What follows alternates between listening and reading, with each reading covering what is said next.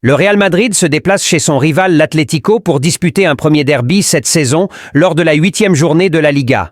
Les hommes d'Ancelotti rentrent à Valdebebas avec le point du match nul après avoir connu une nouvelle égalisation à la dernière seconde face à ceux de Simeone ont apporté le danger et le surnombre dans la surface.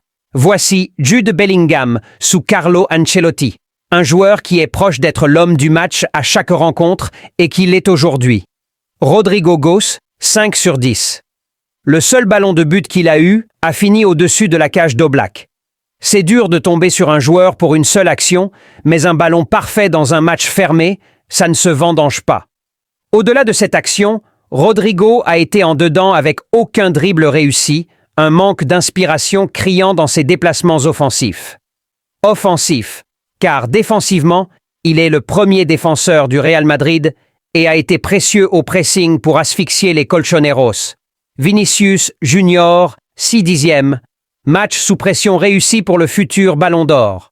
Le Brésilien n'a pas fait danser les Colchoneros à chaque prise de balle, mais a su piquer quand il faut, et particulièrement sur l'action du but de Militao, où il est le passeur décisif.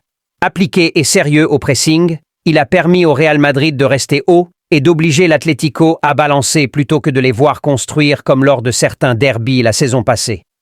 La note de l'entraîneur, Carlo Ancelotti, 3 sur 10.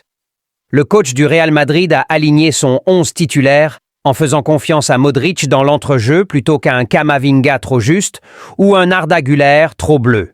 Le retour du 4-4-2 losange était inévitable avec l'absence pour 3 matchs de Kylian Mbappé et le plan de jeu du tacticien italien a fonctionné jusqu'à ces changements.